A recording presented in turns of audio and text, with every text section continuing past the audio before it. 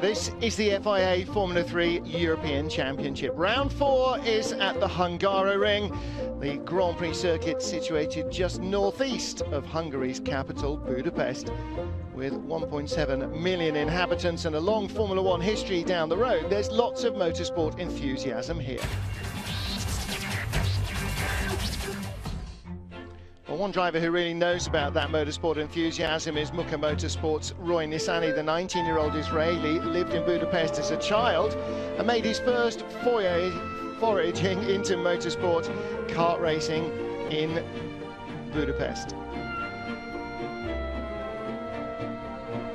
Maybe you can call it the capital of motorsport for Eastern Europe, you know? Hungary is full of motorsport fans. Really, we see it in Formula 1, WTCC, World Series by Renault that comes here as well, and now the DTM.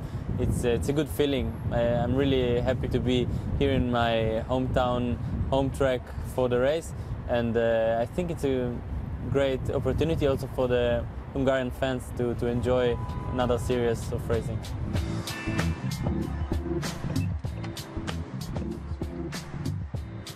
So I remember while racing in kart in the age of 8-9 years old here in Hungary and coming to watch the Formula 1 race, or my father racing in Hungaroring.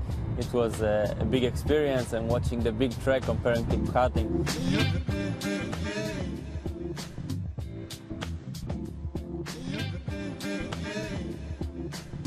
Obviously, sleeping at home while racing, the best, comfortable ever, and gives a good feeling. The own bed, you know, it's great. The family is here. It's all feeling like home, and enjoying the atmosphere around the race.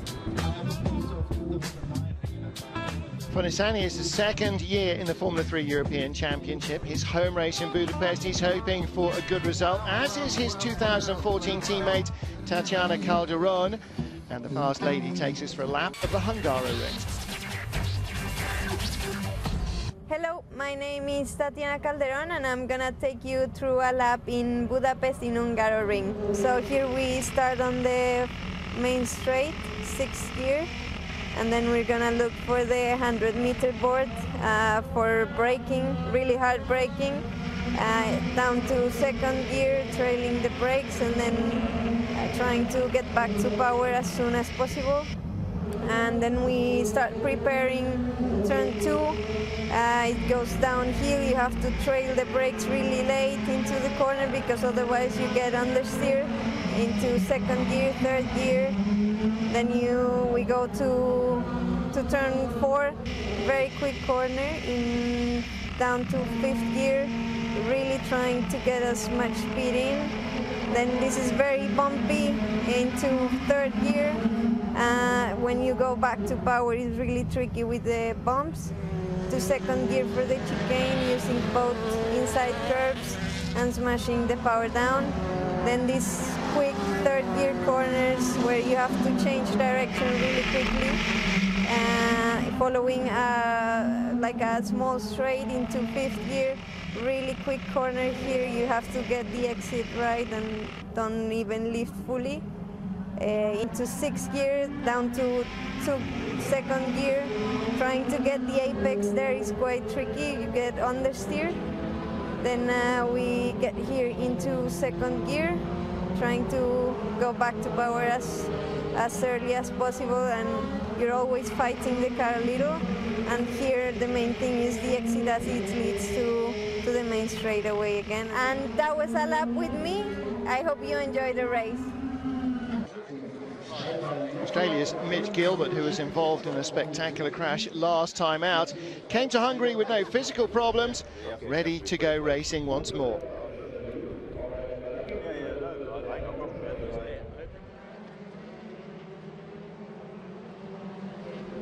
Hi, I'm Mitch Gilbert. I'm 19 years old and I'm racing with Fortec Motorsports. So I raced in karting since I was 8 years old in 2002.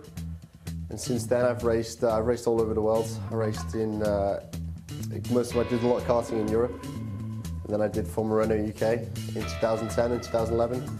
And it was really good start to my career. I finished 5th in the championship. Then I did German F3 in 2012 and I finished 4th.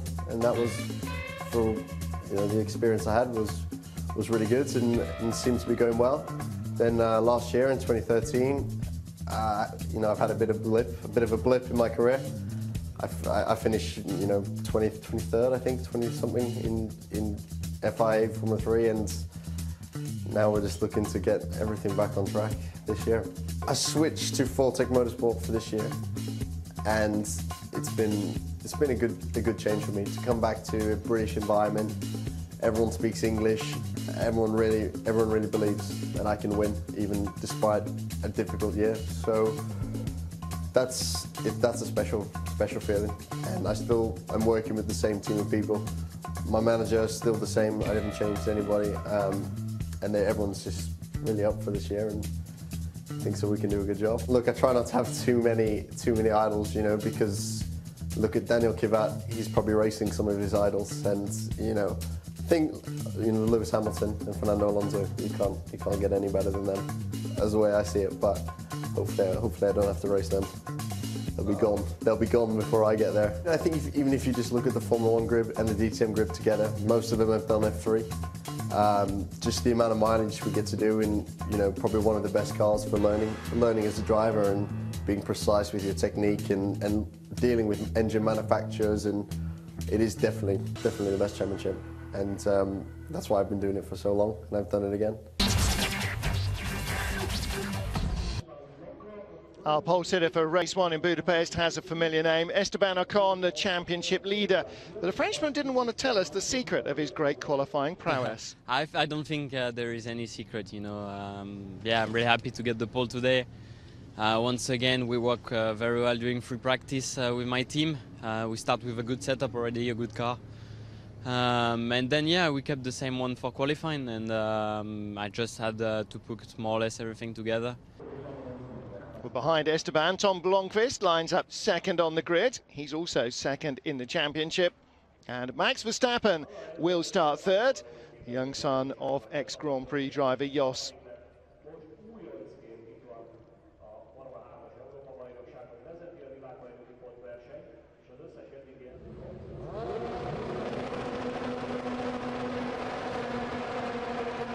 Well, for all his qualifying prowess, as lights go out, Esteban Ocon rather fluffs the start. Good getaway from Tom Blomqvist, and also on row 2 from Verstappen. Down towards the first corner, and Blomqvist has the lead. Ocon around the outside as they go wheel to wheel, and he just about hangs on to second place. Into corner 2, another lock-up. Early end to the race for Michele Beretta, as Blomqvist leads the field. Ocon in second, Verstappen third, Lucas Auer and Felix Rosenqvist giving chase. Contact between Gustavo Menezes and Antonio Giovinazzi. Giovinazzi bounced up into the air and shortcuts to chicane.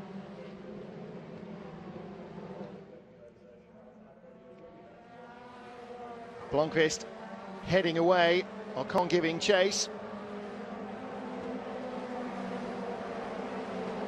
Then Verstappen with Rosenqvist now ahead of Lucas Auer. Jordan King up to 6th place. Last of the extremely late breakers, Felix Rosenqvist, misjudging the run down into turn 1.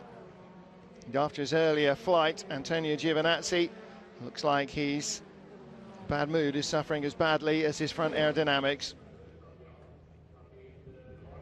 Yeah, just I did not so good start, and after the first corner, yeah, with Gustavo we just touched little, and after when we was fighting, I lost my front wing, so I need to go to the pit and change, and after also I punched the tire. So yeah, so really difficult race, and I hope we can do better in the next race. Meanwhile, Tom Blomqvist holding off Esteban Ocon. Long gap all the way back to 3rd place, Felix Rosenqvist, because Max Verstappen has had trouble. Car number 30 dropping like a stone, and he'll eventually be forced to come into the pits. Van Amersfoort driving having pretty woeful luck at the moment.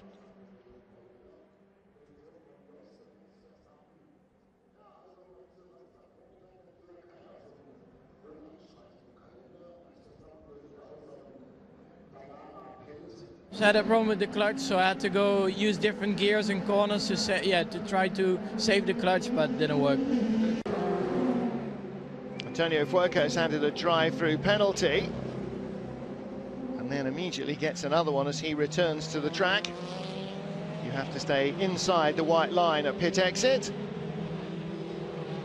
That'll be inside the white line. That means that he picks up an immediate second drive through. Any chance of a decent result completely ruined.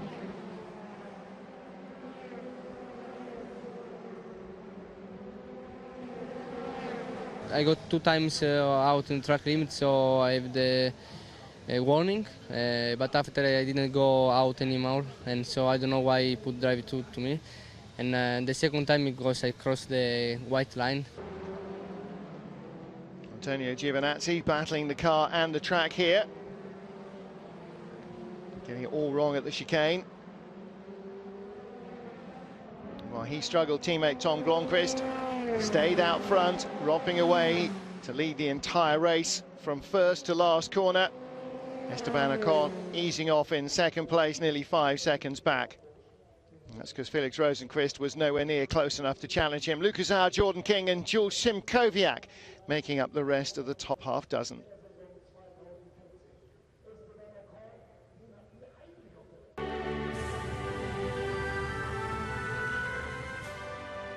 Yeah, my start was pretty good. I mean, it was better than Esteban's. Max got a very good start, and actually had to defend from him. Thankfully, I managed to hold the position. And then, yeah, I mean, I didn't push 100% those opening laps because I knew that the tyres weren't going to hold on that long. But then, yeah, when I started to push, the car was working really well. Yeah, I did a really bad start. After corner 1, I was P4 behind Felix, Max and Tom. I had quite a lot of graining in my front left tyre. So probably because I was behind a few laps, pushing a lot, I destroyed my front left, and that's why I was much lower in the half of the race.